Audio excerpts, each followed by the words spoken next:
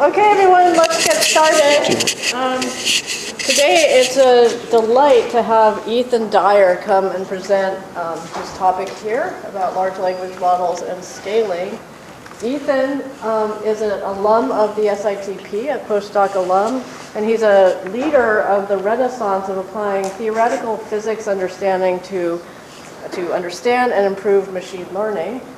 So that will be what he covers here, and in particular he's done a number of things, but one of them has to do with the behavior of these neural networks as you scale them in certain ways. So that will be his presentation today. He started as a physicist. He got his PhD at MIT in 2014 and did postdocs here and at Johns Hopkins working on great stuff on theoretical physics as well as genomics before turning his attention to machine learning. So without further ado, let's hear from Ethan. Thanks. Yeah, thanks for the nice introduction and the invitation to speak. So today I'm going to be talking about work orbiting the question of what kind of capabilities emerge as we scale deep learning systems up. And this is work done at Blueshift, which is a research team at Google that we started, which started as trying to apply techniques and methodology from physics to understanding deep learning systems. And we're currently guided by sort of two questions, which are what capabilities emerge with scale, and what capabilities don't, and what is needed to improve models to get capabilities which don't come for free just from scaling up. And here, just to be clear, by scale, what I mean is both the size of these models and the amount of data that they're trained on, and the amount of compute used to train them. So I didn't know everyone's background, so I kind of wanted to give a very narrow, high-level, biased take on history of deep learning. In traditional AI, for instance, like Deep Blue, which beat Kasparov at chess, we often have cleverly designed systems which are hand-built for particular tasks, and these can work extremely well, and they're often quite sample efficient. They don't need a lot of data to get them to work, but they're also fairly rigid. In contrast, deep learning is characterized by malleable systems with many adjustable parameters. These systems often have little hand designing for particular tasks, but they are trained on massive amounts of data. They're very data hungry. And so here, the first deep learning systems date back to the 50s. This is early incarnation from Rosenblatt. And here, the adjustable knobs in the deep learning model are literal adjustable knobs. This is an array of variable resistors that are automatically tuned to modify the network's output. For many years, these systems were studied and sort of, intellectually satisfying, but didn't really work in practice.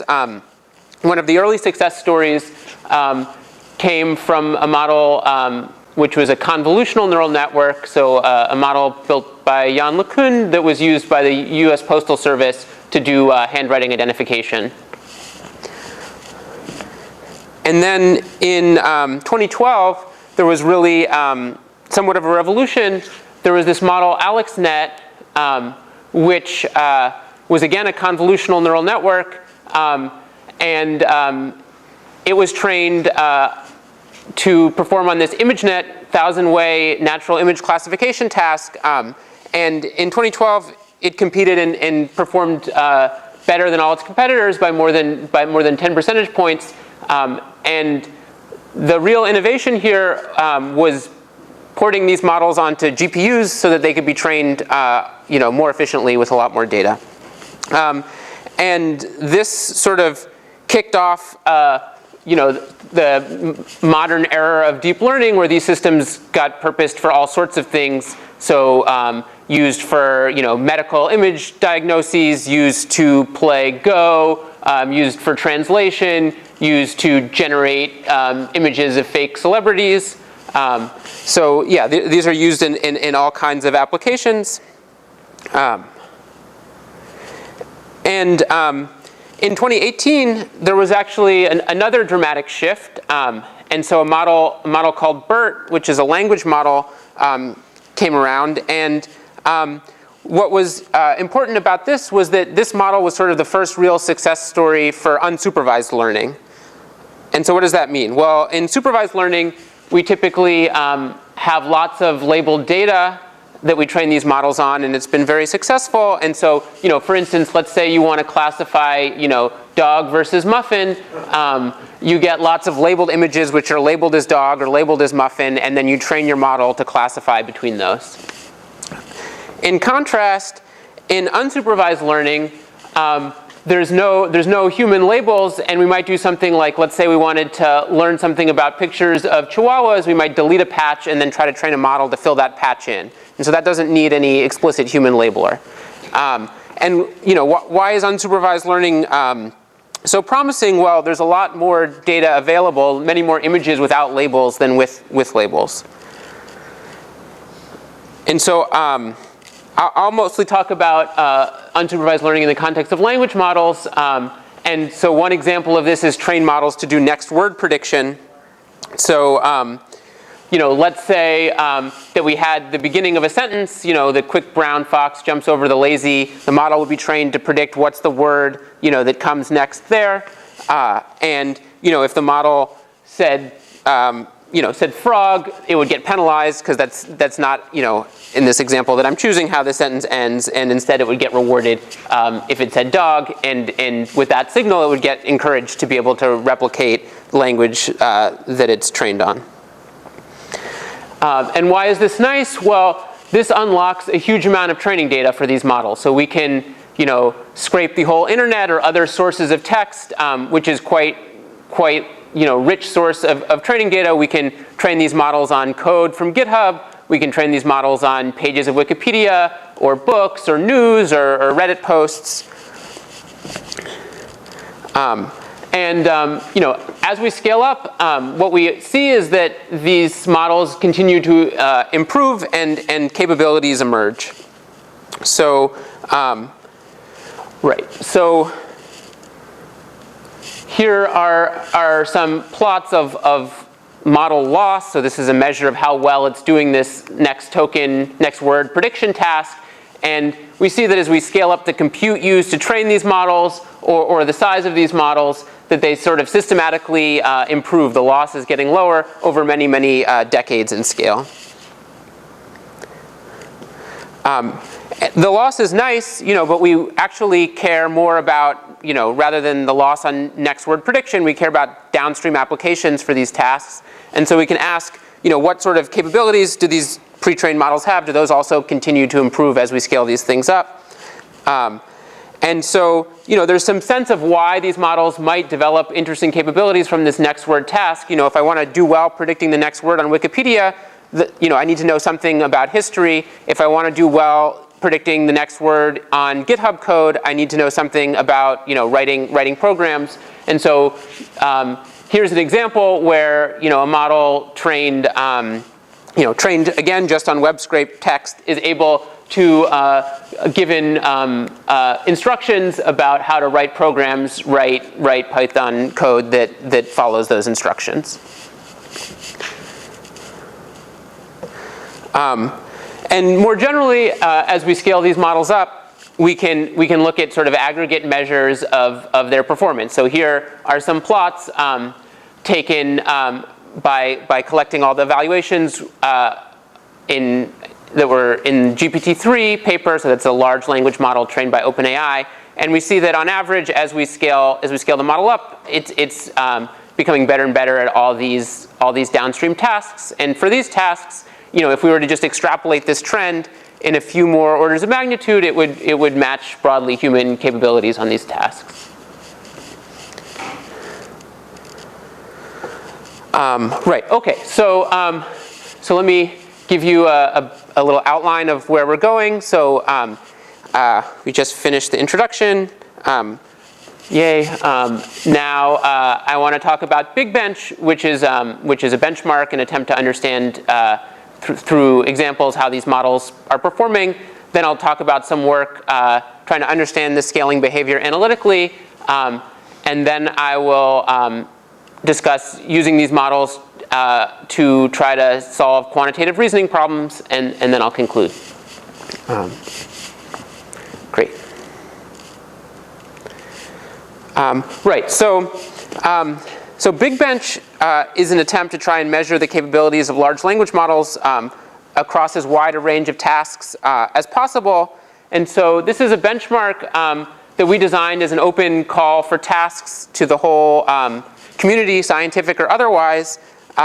And we asked authors who were interested to submit tasks, and in exchange they would get their names on a paper, and they would get their tasks evaluated on a suite of models that Google has trained and a suite of OpenAI models. So if you cared about how models were performing at linguistics or at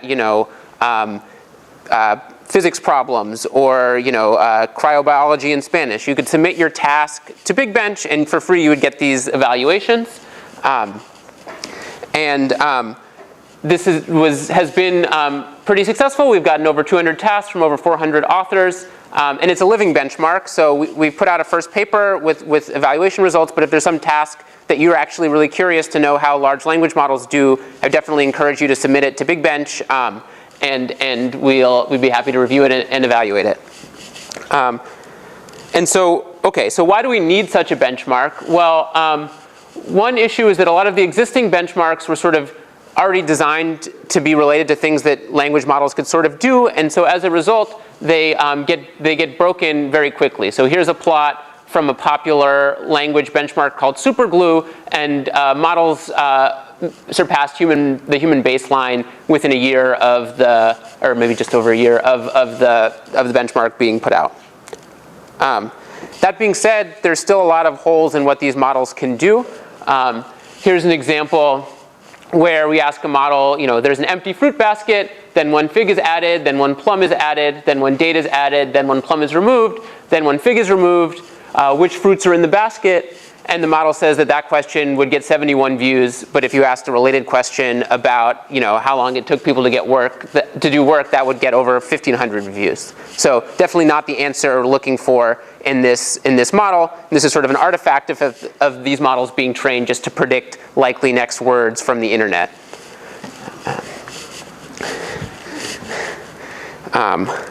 Right. So. So the hope is that by encouraging difficult, broad tasks that will have a benchmark that sort of tests these capabilities more generally, and we can sort of understand, are there subsets of these tasks which seem to be solved by scale, and are there subsets which aren't, and sort of when can we expect broadly human capabilities across more diverse types of tasks. So here are a few examples of the types of tasks we got. There's crash blossoms, which is asking the model to distinguish parts of speech for slightly subtle sentences. Here's a code line description task where the model is evaluated on how well it understands what a Python program is doing. Emoji movie asks the model to predict what movie is being described from a sequence of emojis describing the plot. And here's a 20 questions task where a pair of models are playing 20 questions with each other. And what we see, again, on aggregate, is sort of systematic improvement across all these tasks as we scale up the size of these models. But if we zoom out, we see that where these models are currently is a long way from where average human raters, which is this light blue line here, or best raters are. And this y-axis, some of these tasks have an accuracy, some of them have other scores. So this is normalized so that doing poorly on the task is normalized to 0, and doing well on the task is normalized to 100.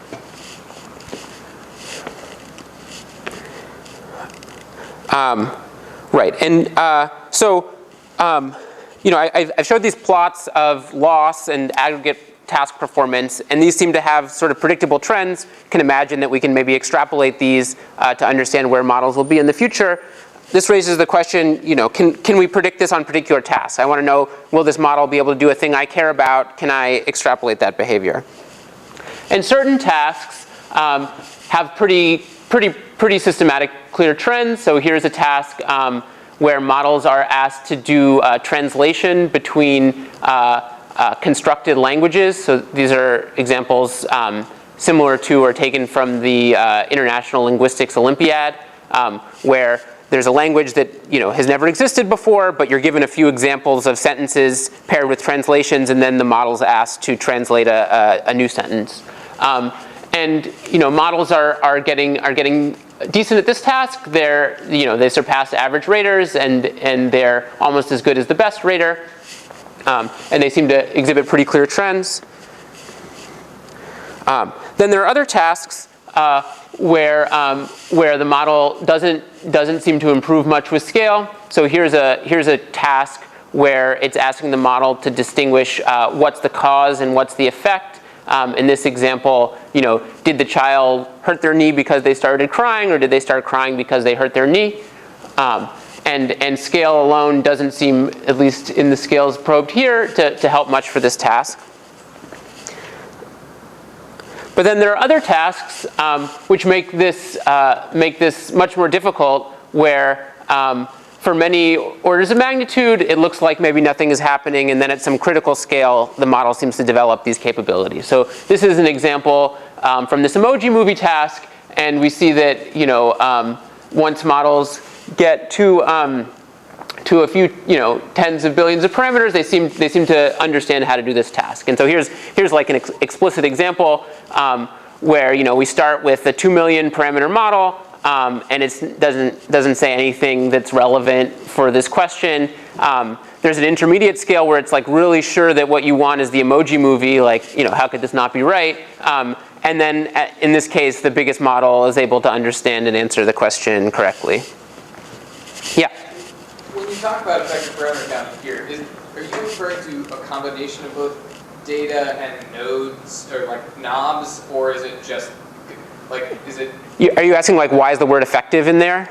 I guess so, and also that, are you increasing the data set or the number of the number of knobs? Yeah, so the effective parameter count here is just the number of knobs. The reason it's effective is because we compare to some other models which have many more parameters, but those are used sparsely, and so for those there's a more careful way that you should count the parameters. But for these models I'm talking about, you can just read this as parameter count, which is the number of knobs. And when we scale these up, you can think of it two ways. You can think of it as scaling the data, or you can just think of it as take the biggest set of data and train all these models on just a very, very large data set. So data-rich regime, and we're just scaling the amount of parameters. Yeah, thanks. Right, and so there are other tasks where, you know, maybe they're scaling, maybe they're not. Even if they are scaling, you know, scale alone doesn't seem like an effective strategy. So here's an example of a chess task where a model's given a chess game, a whole sequence of moves written out, and from this position, you know, if the model was a strong player, there's a unique checkmate that they could find, and the model's asked to find that checkmating move. And if we ask, well, how do models do? Like, well, maybe they're getting a little bit better with scale, but we would have to make these models, you know, astronomically large to have that as a way of solving this task. But we can look at the moves that the model does make, and it turns out increasingly often it's at least making legal moves. So here's an example where we see some sub-skill that seems to be developing, you know, quite predictably, even though the actual metric that the task is evaluating doesn't seem to be moving quickly. And again, these were not trained in any way on chess or anything like that. These are just learning the rules of chess from training on the web. Right. Okay. So what are some of the conclusions? So one thing that I found really delightful about this is that often I'll be curious how these models do on some class of things. Oh, are they able to reason about, sorting lists or, other things like that? And I might think, oh, I have to go and, build a task, evaluate some new model, and it turns out someone's already submitted a task like that to Big Bench, so I can just go and pull up the page and already see how models do or improve or don't improve on these tasks. As I said, it's actively developed. So we keep getting new interesting tasks, and if you care about something in particular, it would be great to have your tasks.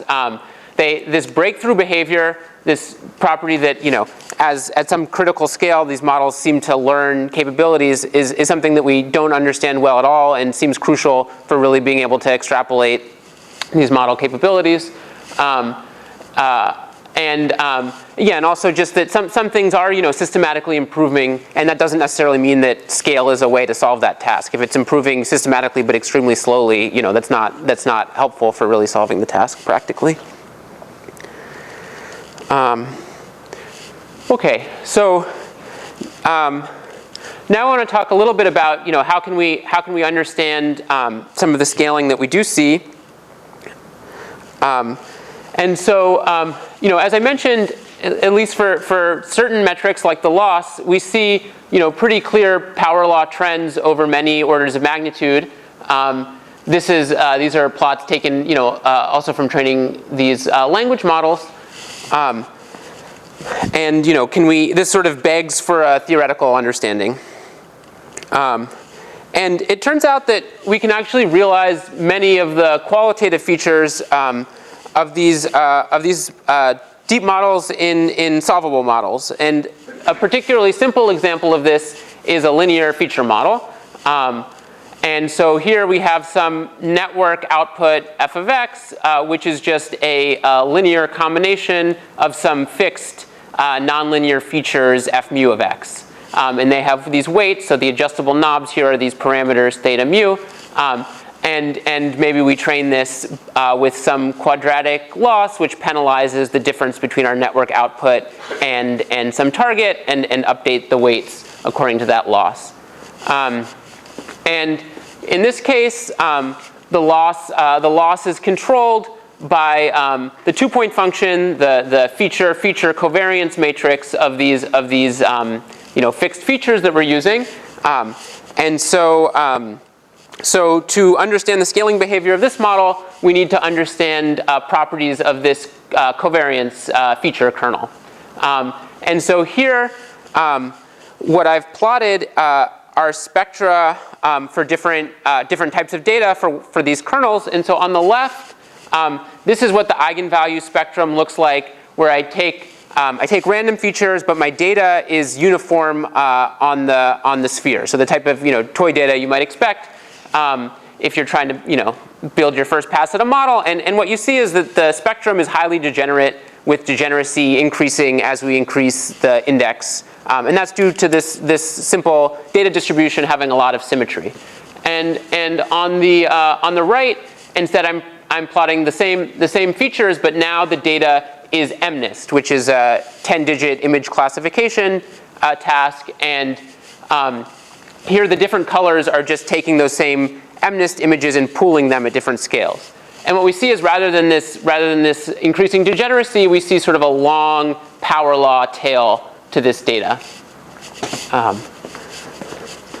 And so, motivated by this, we can try to just impose an ansatz where we have a kernel eigenvalue spectrum, which is a power law, say controlled by this power 1 plus alpha k.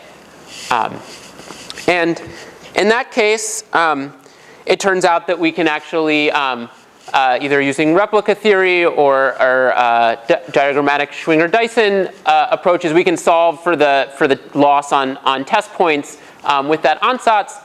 And so, and the character of the solution depends on whether our models are over-parameterized, i.e. have more parameters than data set size, or if they're under-parameterized, there's more data than parameters. And in the highly over-parameterized case, we find a loss which has a scaling in data set size controlled by this power that appeared in the kernel. So a data set dependent exponent, and then a dependence on parameters which has no data dependence and is just given by 1 over a number of parameters. And conversely, when we have lots of data, a big model, but even more data, we find that things exchange. We have a dependence on model size, which scales as this data-dependent exponent, and a dependence on data, which scales just as 1 over data set size.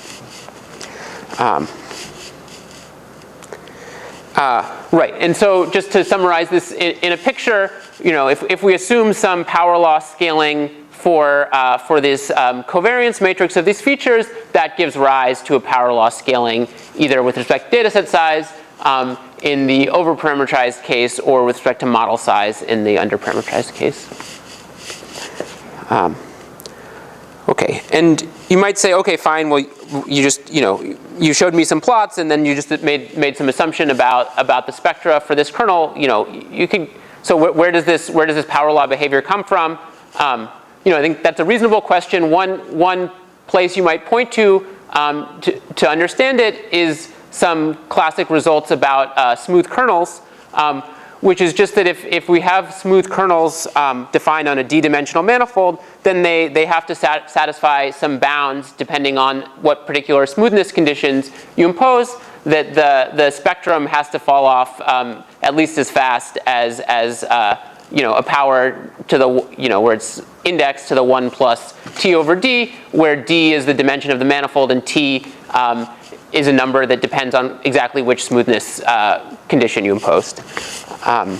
And so, generic non-integrable spectra will rather than just satisfying this bound, will saturate it. And so that's one piece of intuition. This goes back, these bounds go back to Weil about why we might expect power law spectra for these kernels. And so this paints a picture where we have some smooth generic functions imply power law spectrum for the kernel, which then in turn implies power law spectra for the loss.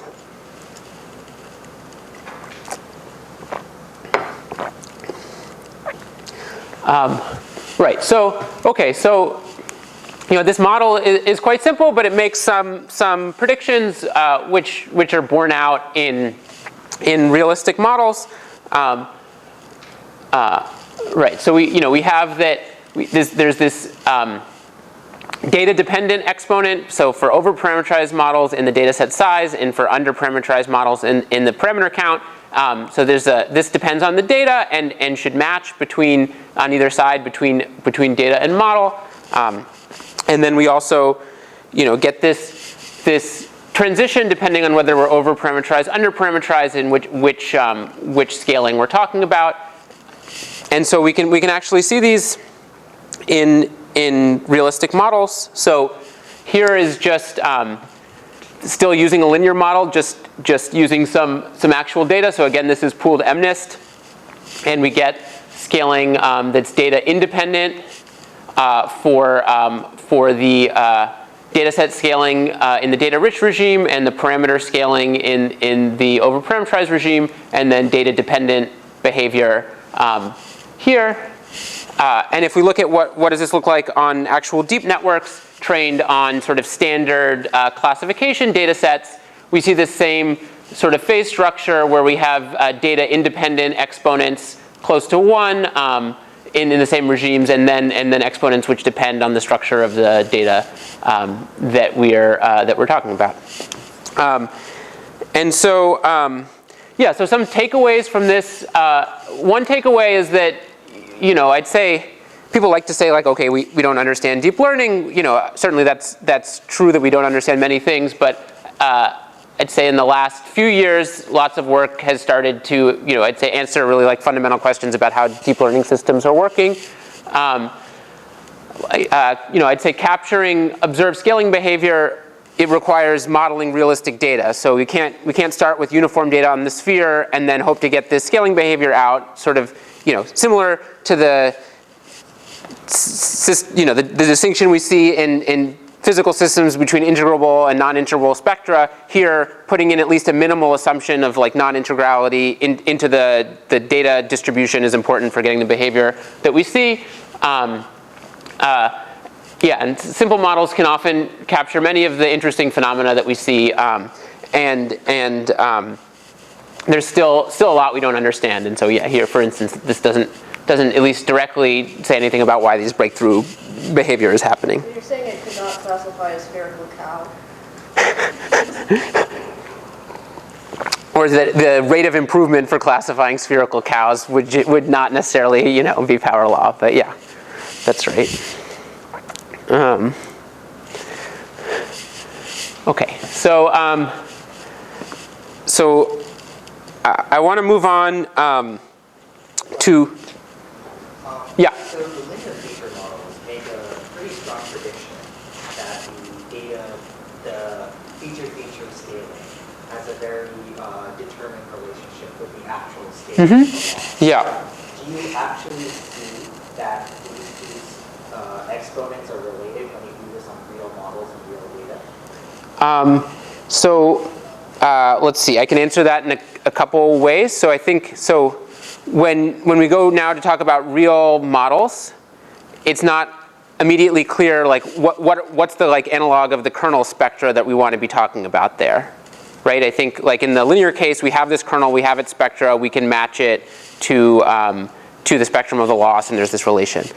You can ask like what's the analog of that for deep networks? Like before we ask if it matches, we have to know like exactly what we're matching. So one generalization of this picture that potentially applies to real deep networks is that rather than assuming the whole like linear structure, you can assume a model that is organizing data by mapping it to some low-dimensional data manifold. And so that's, you know, here in this linear picture, that low-dimensional data manifold is that's the D in this Weil scaling law picture that's controlling the spectrum of the kernel. But we can just postulate, oh, there's some low-dimensional manifold that this network is mapping things to, and then as we scale, you know, let's say as we scale data size up, maybe what we're doing is we're just doing something close to like nearest neighbor interpolation in that manifold. And if we're instead scaling parameters up, maybe what we're doing is discretizing that manifold at you know finer and finer you know with finer and finer mesh spacing. And sort of so the linear model is like an explicit case where you can make that, but you could say, okay, maybe forget the details of the linear model. Let's say that's what we're doing, and that makes a prediction then that relates the loss scaling to the scaling of the nearest neighbors of your of the embeddings on this lower dimensional manifold, and you can go and you can check does that relationship match, and that seems to match fairly well in the image setting, and I don't know of in naive way of doing it in text models. It doesn't seem to match that well, and I think anyways, the way it's been done, there are things you could try to improve upon, but I'd say it doesn't seem to match at least the naive way we do this in text models, but it does seem to match pretty well in the classification setting.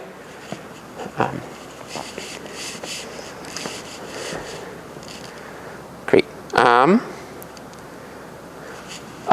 Okay, so yeah. The next thing I want to talk about is trying to understand whether quantitative reasoning is affected by scale. And maybe since I have like a soapbox, I would say just in general, I think it's an interesting way of organizing problems just to know, is this a problem that if I were able to scale up my model, I would still have to worry about, or is it not? And so we can ask this for quantitative reasoning. And so what do I mean by quantitative reasoning? I don't fully know what I mean, but some examples of things which feel like that are, here's a problem where we're asking a model to reason about, the time it takes for revolution in a circular orbit. In general, these are, I'm thinking about sort of multi-step, STEM-related problems. And this is a particular focus of our team, and one goal, that we have is maybe ultimately to build, AI scientists that can, reason about problems, come up with novel hypotheses, brainstorm with us about what would be interesting research directions. So basically, trying to train our replacements. So, why might you think this is an interesting area? Even if you didn't say already come from a STEM background. So this has been suggested as a place where the current techniques for training big models won't work, and we need new ideas. There's often arguments that we need to couple these systems to symbolic reasoners or replace them with symbolic reasoners. We can't get this behavior just by imitating web text.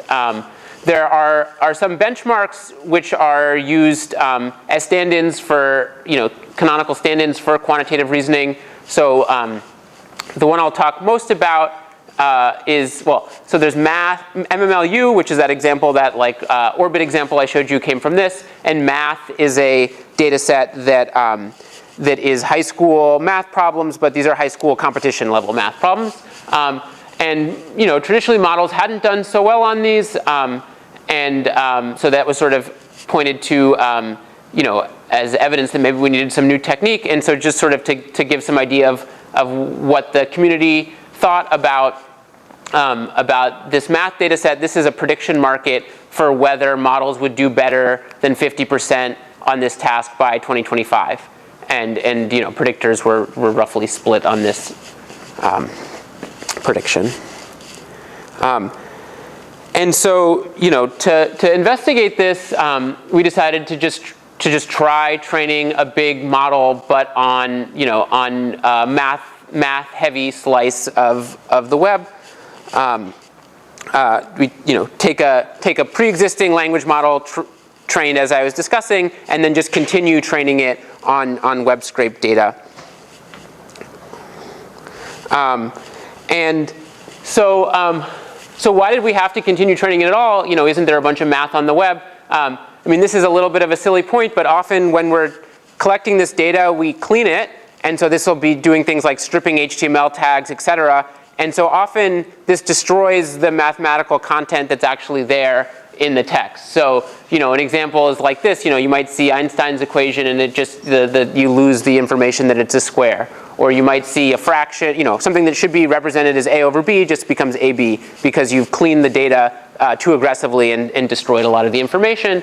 And so the first step here was just recreating a math-heavy scrape. So this is from archive and from web pages with math jacks on it that just didn't destroy this information.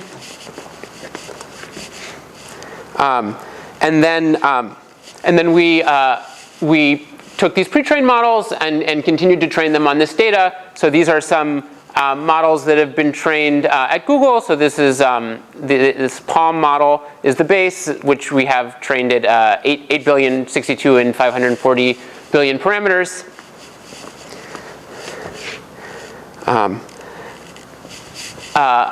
And then after we train it, then there's a question of, okay, how do we actually get it to answer the questions we want?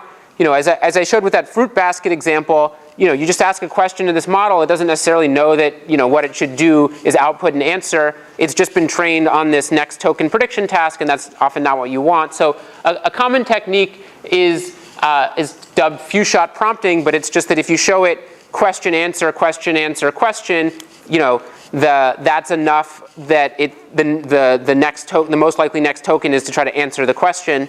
And so here we do something similar to that, but instead of just question and answer, we have question and then a justification. So this, steps leading to an answer and then the answer. And so we show it 4 of those, and then we ask the question that we actually care about. And so then the hope is that the model outputs not just the answer, but also the steps leading to that answer. And this is called chain of thought or a scratch pad. And then on top of that, we don't just ask the question to the model once. We ask the question to the model multiple times.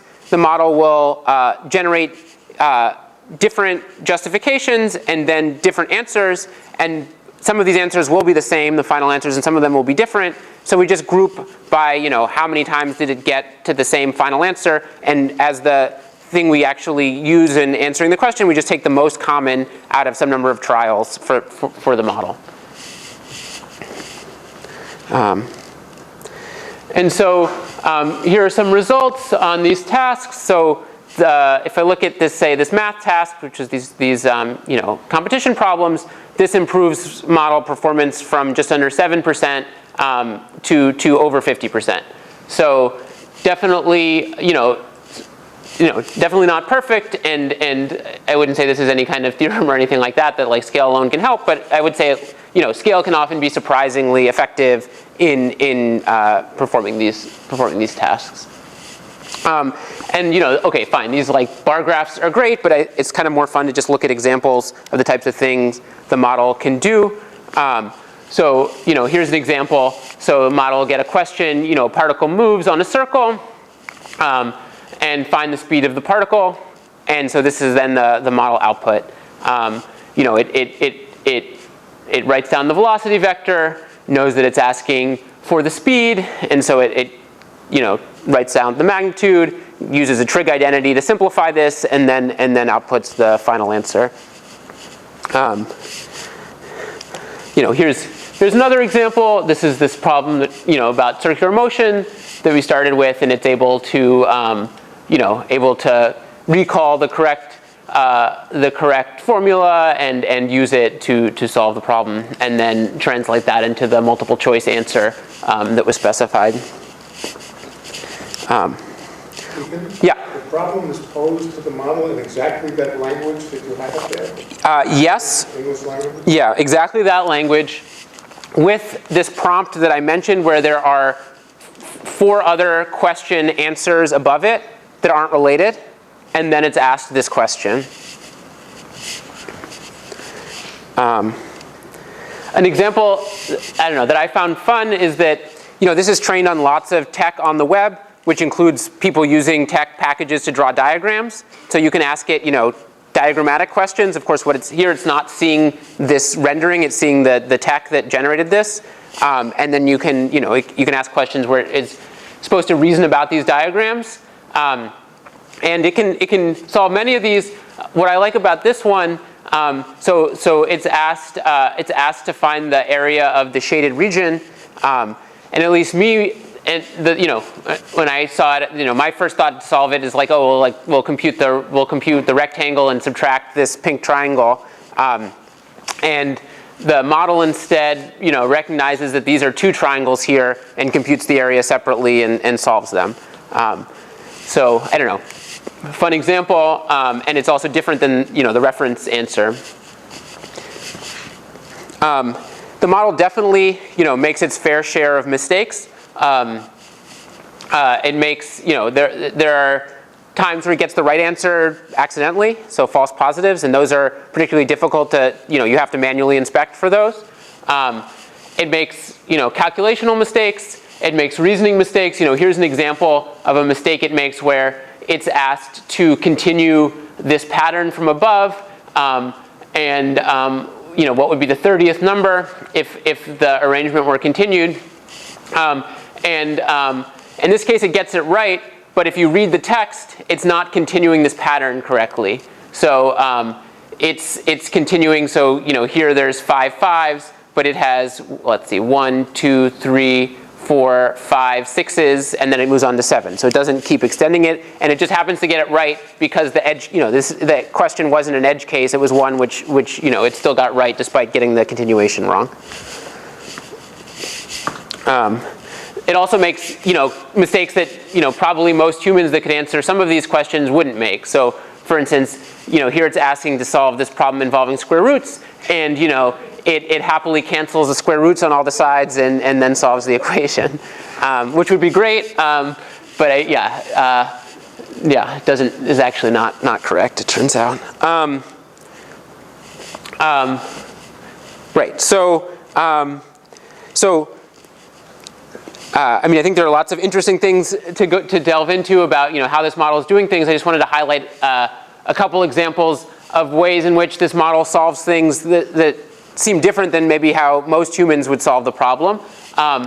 And one thing the model is very good at is memorizing things, and that doesn't necessarily, it's not just, it's memorizing the answers. It can memorize sub-steps that then it uses, as a subroutine to lead to an answer. So here's an example where it's asked to find the the remainder when you divide 9 factorial by 10. And instead of like the reference where we know that 2 and 5 are factors, and so obviously it's divisible by 10. It just knows what 9 factorial is and uses that to solve the problem. A trick it uses all the time is that it's really good at remembering prime factorizations of numbers, and it'll use that to reason about numbers all the time. And so here's an example, where in this case the question isn't so far from it's fairly obvious in this case that the prime factorization is helpful here, but yeah, it's just able to spit out the prime factorization without too much work. Yeah. So right. So yeah. So I can conclude. I want to say definitely it's not at all clear that scale is enough to solve many problems. And it also might not be possible for many problems. A lot of scientific cases we care about, we just don't have that much data. Or if we're operating in the real world, collecting data can just take a lot of time.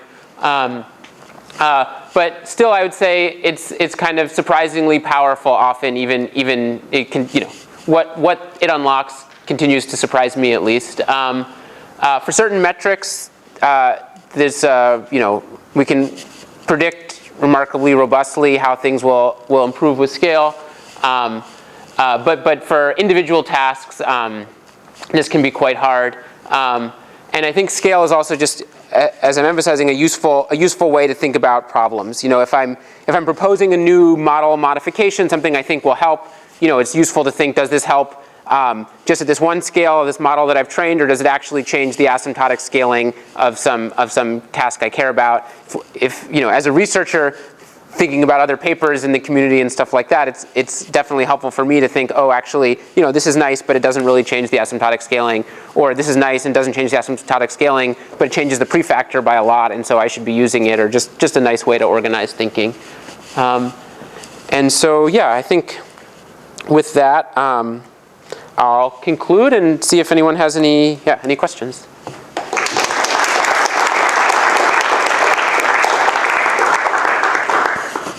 Lenny? What's the biggest surprise you got with that? The biggest surprise? Yeah. From Minerva, say, or just from this model from Minerva? Yeah.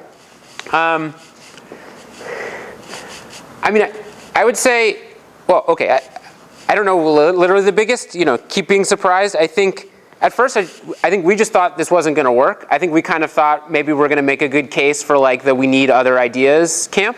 Definitely, or we thought, okay, maybe we'll get a little bit of improvement, but I think we were first just quite surprised how well just the dumbest thing worked. In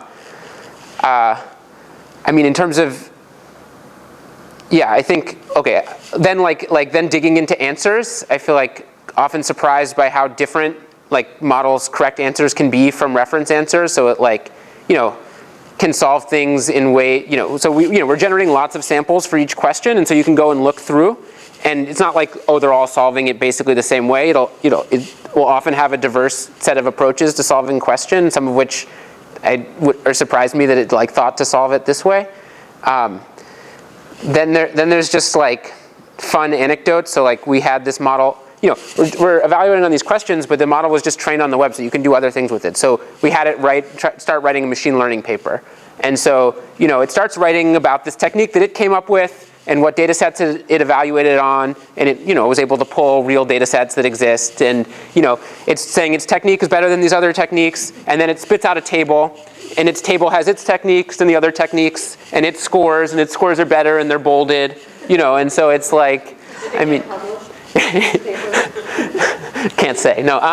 We didn't submit it. But so these models. This current incarnation, one of its limitations is it has a context length of only 2,000 tokens.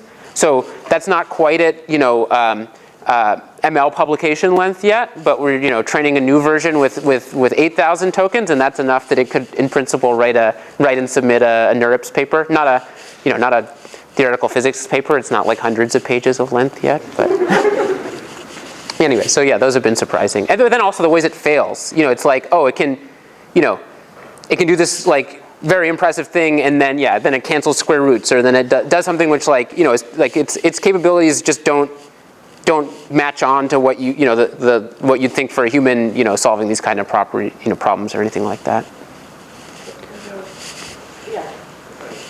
So like going back to like the bar graphs of subject performance, I was curious, do you have any intuition why certain subjects get worse on versus better on? For computer science, I think it's the best on biology. Let me go back. Here, this one. Yeah. And so you're asking for for these subjects? Yeah.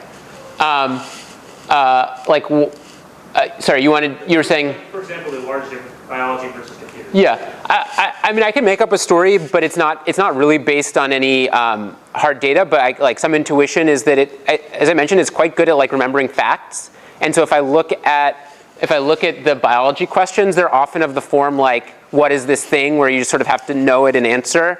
Whereas like the math and computer science often like do require more reasoning steps, which the model can do, but it's a bit harder for it.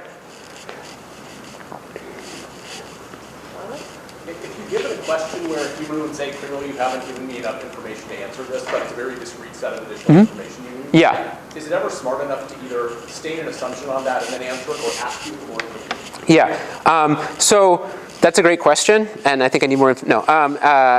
So the way we've been setting this up, where we just have like question answer, and then ask something, it never does that. But that's not a fundamental limitation of the model. I think it's a way that we're using it. So these models have been encouraged to ask when they're uncertain, or fine-tuned for that, and they can do that. So like as I'm presenting it with this simple like question justification, doesn't ever ask for it, but you can models.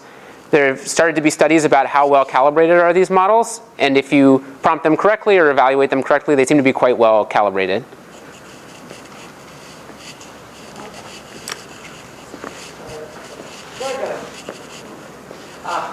So you actually made an example about languages, which I didn't fully understand. But then it occurred to me that I'm wondering whether there's any interesting connection with cryptography or decrypting cryptography. Because in some sense, it's a similar thing, right? You feed lots of gibberish, and there are some patterns but those are very well studied problems. They're not presumably done this way. They're done in a more deterministic way. Yeah. But I'm wondering if there is an interesting connection there, or if you can tell us. Let's see. So I could imagine. Tell me. Yeah. And please, if I'm not understanding the question, one question is just like, is this model good at like cryptography puzzles? Like if I gave it like a Caesar cipher, like how would it do? And I think that's a fun question, and like would be. I don't think, although we can check. I don't think it's a big bench task, but it would be fun, like totally reasonable to make one and see how well it does. I don't know the answer. Yeah, so then you're like, then like maybe the higher level question is like a lot of the things it's doing seem maybe relevant to these kinds of things. Like, can I speculate on how it might do? I mean, I think these conlang translations that I think you were mentioning, maybe I didn't explain clearly enough, are a lot like this, where they have some relatively simple mapping between, say, English words and made-up words, and you're given partial information, like maybe you're given one sentence where you have the English and the other language, and you have a word, and then the thing you want to decode, you almost have the same word, but it's like a different tense, or different, and different gender, or something like that. And so it's not literally character for character the same, but you can sort of, a human can look at this and tell, like, oh, that's probably the same word, and so now I have to do a lookup to that reference. And so to the degree that that's like a simple crypto algorithm, it's quite good at those things, and so you'd expect it to be able to do, like a simple cipher or something like that. That doesn't mean it can like, they're much harder crypto algorithms, and it would be kind of nice to see, what it can and can't do. I mean, certainly it can't break, RSA or something like that from examples, but. I don't know who was first. So this is about the types of errors that this thing can make. So canceling square root. We train our humans pretty sequentially from basics to advanced. Yeah. And if I think about the archive, having a 10-year-old read all of the archive, I could imagine, since that's at the boundary of human knowledge, that they may not know that you can't cancel a square root. Sure. So have you thought about whether or not training the models sequentially on elementary data sets, is that in your guys' mind at all? Yeah, I think that's a great question, and there's like, I'd say like a relatively long history of trying to explore whether curricula help in deep learning. So like the best studied case is probably image classification, and there it seems like curricula don't really help. But there, I'd say, is evidence here in this like, in much more limited evidence in the like quantitative reasoning setting that maybe something like curricula can help. So one anecdotal example in this direction is not exactly what you said, but you could try to fine tune this model on examples of correct math, like math solutions with answers. It turns out that the model seems to improve better when it's trained on its own correct output than when it's trained on the reference output. So that's an example where like something closer to what the model can already do is maybe more helpful than something further away. But yeah, I think it's a super interesting question, and like the full answer we don't know.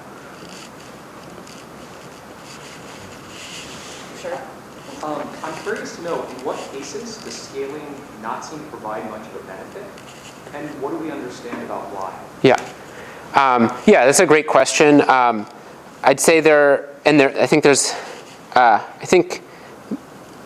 from Anthropic, which is a large language model startup, there's like even like a challenge to come up with the best like examples where scaling, they have like a prize for inverse scaling prize where you're asked to come up with the best examples where it doesn't scale. So let me give a few examples. So there are certain cases where things anti-scale, and I think that's because the goal that you'd like is not is poorly matched or anti-correlated with the data that you're training the model on. So classic example of this is a certain type of bias in the model. So for instance, you can say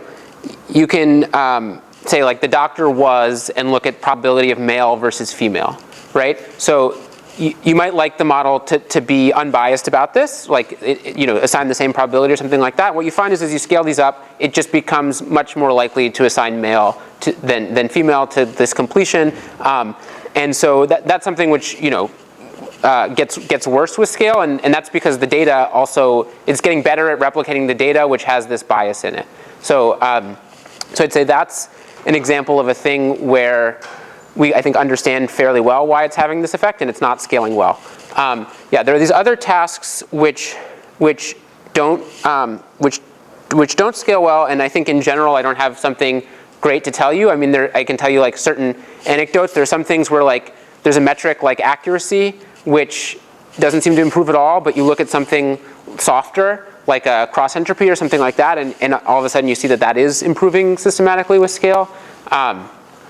One idea for one thing that might be softening scaling is if you have a task which requires an and over a lot of different subtasks, and each of those are scaling, then the scaling for that overall task, like let's say to get you have a 10-step problem, and to get it correct, all the steps have to be correct. So then if each of those steps are scaling, with some simple behavior, that and is now scaling with a much more dramatic behavior. And if you're sitting sort of before that, so it's now a power law, if you're sitting before that takeoff, you won't see that boost. But I think the real answer again is we don't fully know. What are the architectures for these models in broad strokes? So by far the most common architecture, and most of what I talked about here are transformers. Are you familiar? Yeah. In terms of these power laws, they're often remarkably model independent within a range of tweaks. So you can change your transformer, you can change aspect ratios within a range it doesn't change. You can change to RNNs, you see similar power laws. There's experiments where you have transformers, convolutional networks, MLPs all exhibiting same scaling behavior. Yep. So I think, and related to the question he asked, on when does it fail? And you mentioned a paper, I think, that said length generalization. And I guess in my head, the way I think about that is more or less like extrapolation. You're not really interpolating. These models are, no matter what the model it is, it's trained on expected risks, so which is more or less like interpolation. So wouldn't the family of methods that fail all these things that explicitly test extrapolation? So, like the length generalization paper you linked there? I don't know where it was in one of the slides. Yeah, I'm not sure. I can try to pull it up. But so, I mean, I'd say like, certainly extrapolation is a challenge for these models. I think knowing what that really means, like what's extrapolation, what's interpolation is like, can be quite subtle. You know, you can think that something is extrapolation, but then you've learned a rich enough representation that converts it into a interpolation problem. So like a concrete example is that, you know, let's take addition. You know, you might say like, oh, these models, you know, they're trained on some numbers of certain length, and like once you get past that, they can't extrapolate, they can't do well. But on the other hand, if you prompt it in a way that encourages the model to do long addition, to like learn the algorithm of long addition, you can actually find that it extrapolates like well beyond where it extrapolated when it wasn't using this algorithm, and beyond the examples that you show it in the prompt. So, you know, it breaks down at some point, but I guess to me it's not. You know, yeah. Anyways, so once it's using this algorithm, since that algorithm like sort of trivially extrapolates, then this model is able to use that to extrapolate much further. Does that make sense? Okay, great. Okay, one last question. Okay, so it seems like one of the really nice results here with Minerva is that the fine-tuning on like the map jacks or the latex made a big difference. Yeah. So kind of in that spirit, and maybe in the spirit of a few of the previous questions, do you have a sense how, like, here in this topic breakdown on the left, or just generally in terms of the failure modes, how much the failure modes have to do with the problem being difficult versus being not as well represented, maybe in the that you showed the model? Yeah, that's a good question, and I don't actually have a great answer. I mean, my suspicion is that, yeah, that it, you know, because the difficulty here, we sort of have, like, at least as viewed by humans, sort of all of these categories they have uniform difficulties. We have like all like grade levels, or levels 1 through 5 for all of these, and they're supposed to be matched, at least as viewed by humans. My suspicion is that the abundance is a big factor, but yeah, I don't really know. Great. Well, thank you so much for this really interesting talk.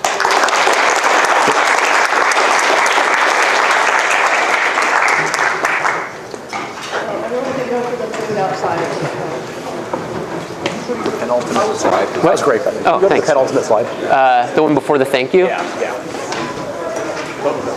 This one? I hope it is correct. Oh, what's the deal with that? What the hell is that? Oh, Yeah. oh, sorry. Is that Yeah. common? Do So, they often? sorry. So I didn't remove this. I removed it on both of them. So we in our remember I mentioned interesting. Yeah. So it's not as interesting as you think. Okay. So in the you remember how I said we do the like 4 examples and then we have this? Right. So we put I hope it's correct in all the 4 examples Okay. because that's an easy string to key on to grab the answer to check whether it's right at the end. I was going to ask whether it ever has emergent behavior where it adds irrelevant comments that it learned by reading answers to questions. It does have things like that, and also like this one fun question answer, like it answers, and then it comes up with the next question. So if you want like next year's problem set, you just feed in like, you know, question answer for this year's, and then it starts. But yeah, Can we really do that? Yeah, what's up? we can try it. Do you want to try it We could write tests. So we had like a. You're not. I've tried this with some simple examples. We also had like a CS faculty member do it with his actual class, and he said he felt like it was comparable to like median postdoc questions that. So yeah. I have a question. So in this metric of number of adjustable parameters or knobs as a scaling factor, what's the size of the human network? Yeah. So the usual count is that. So humans have like 100 billion neurons, but then what we usually compare to is number of connections, which is like 10 to the 4 for each neuron. Okay, so that's how you count it. Okay. Yeah. But are you sure that's all independently adjustable? No, I'm not sure how much stock we should, yeah. Right, so it may be much simpler than that. Right. Many functions are created by groups, and you don't need to know that many details to read out intentions. That's why the prosthetic works. Readouts are much simpler than. Yeah. I also think probably compute is actually more meaningful than this parameter count, and these are trained on way more data than so depends how you want to think about humans. Maybe we think evolution, we should count evolution history in how much compute was used in our brains, but if we think about like a human lifetime, how much data do you need to see to figure out how to do something? It's much less than training one of these from scratch. So anyway, it's not, do with that what you want. It's not clear exactly what to compare. But if you were trying to compare total compute used to train this with how many examples do I have to show a human until they understand how to do something, this is way costlier than... It is. Yeah. Okay, thanks. Yeah, no problem. Hi, Ethan. Thanks for your talk. Yeah, no problem. Quick question, maybe unexpected, because it's like, I want to ask something like sort of very foundational or basic. Okay. In a way, to understand if even the way we're evaluating these models is correct. Okay. So like, and maybe I'll expose some of my own biases in tasks I like. Okay. Like, for example, these things are natural language. The justifications are too. The answers are too. But natural language doesn't have formal semantics. Right. And you're giving me like plots of perplexity or like accuracy, and I'm like, internally for me, I'm like, I don't know if I really trust these metrics. Like, do we really know we're making progress? Are you worried about false positives? I'm worried about everything. Like, do we know the output is natural language? How are you extracting like the final answer is 12? Sometimes it's fine. It will say the final answer is 12 and you can extract it. Yeah. Let me just finish real quick, Ethan. But for example, if the model was outputting like code or proofs or proof steps or proof terms that can be given to lean or something like that. Yeah, so then I know that it's not bullshitting me. That's, so... Because funny. unless I believe lean is kernel is like not. So correct. it's funny that you say that. So so there definitely are versions of this where you output code and then you execute the code. Here, like, we have just a string match eval, but we also have a SymPy eval where you convert you convert the expression to SymPy and then you convert the target to SymPy and you check there. Also we use these sometimes for auto formalization where you'll take a proof or a question, you translate it to Isabel or Lean. Okay, So I mean, of course, in some sense that's more rigorous. Just fun anecdote again is like often, like the model can make mistakes, like say translating the question, and then it gets verified as having proved it correct, and then you look and it turns out that what it proved was like a much simpler statement. Like if it's translating the statement and the proof to like a formal language, that's only it's only like if you're manually translating the question yourself, then you can trust whether or not it's right when it translates the proof. But if it's doing both, then it can get, again, there's like a false positive if it if it takes the proof statement but formalizes it as like true, then any But this problem is easy to solve. Like, for example, let me have a human let's like ping what is this Nobel laureate's name? Terence Tao. Yeah. Let him formalize the 10 Millennium Prizes. There's only 10 of them. Sure. Those are fine. But like when we want like a bunch of easier problems, which we often want for math, say, then that we can generate. I mean, we could also if we care about like QCD confinement or like I'm just saying like if we only want to check 10 answers, we can just go through them also. Yes, but the questions are like the data set these are gigantic. Right, which I'm saying is the same for like when we're doing formal math. Yeah. When we're doing large scale formal math, it's not we can't force Terry to like formalize everything, all of the we have 10,000 proofs that we'd like the model to complete or formalize. We can't. But I know this is fascinating, and I don't want to take more of your time. But like, I guess I'm not as worried about the task of auto formalization in terms of like formalizing formal language into natural language. I'm like you can train your model however you want, and then you have like an evaluation set that you trust, and it can be small, but it can be like the Millennium Prizes or like extraction, a part of lean. But if it's going to be small, you could also like manually inspect. But small in the sense, that's a good point. I mean, it's not like if you get like the data set in COLLOQUIUM or lean, they're not too small. I mean, they're small in respect to this. They're like 1% of this, but they're rather large. Yeah, I mean, I think those are interesting. I think there's. I'm just curious what you thought about it. Okay, I mean, I think. And I love all this, I'm just trying to really. I mean, sure we do things right. Yeah. I mean, I think I think there's a lot of things to to say about this whole direction. Like, I mean, I think there are certainly super valuable things about formal environments for a variety of reasons. One is I think they're like super helpful tools for like self-improving these models, self-improving. You know, like humans doing math. Yeah. Like we don't need Isabelle or Lean. We have like other mathematicians that evaluate, and like that's a flawed process, but it's gotten better over time. So I suspect there's some game theory dynamics that we don't understand where you have these models like generating questions, evaluating the answers to questions, like maybe they don't get tenure if they do it badly, and then they, you know, but like I mean, I think, my guess is there's some missing game theory to write down where we could replace Lean or Isabelle, etc., Python with another model. And like at first it's flawed, but the dynamics are such that it leads to actually ultimately like stable evaluations, because that seemed to work for like math for humans. And like anyways, that's a whole like pet tangent that I'm happy to like blab at you about for a long time. But other day if you're ever around here. But anyways, I think the things where you have an environment like Python and formal math are definitely like interesting evals. I think it's hard. Not everything fits nicely into that. No, and I understand that. Thank you so much. Yeah, no problem. Thanks. Hi, I have two questions. Okay. So one of them, and not at all like Brad knows, you're much more open-ended. So one, I'm curious to know what you make of Minerva's errors.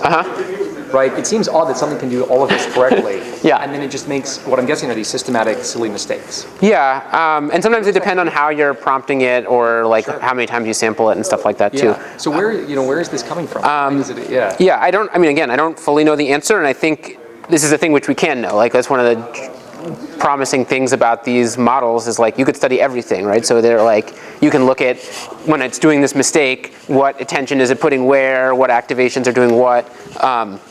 So some things are, it's trained on correct and incorrect math on the web, right? So like, you know, to some degree it doesn't, it's the only signal it has that it should be doing the right thing rather than the wrong thing is that the right thing was more abundant online, and maybe the prompt that started looked good, and so, you know, like, it's more likely if something starts looking good that it's going to continue good than, you know, if we put a bunch of errors in the prompt, we then get errors in the answers too.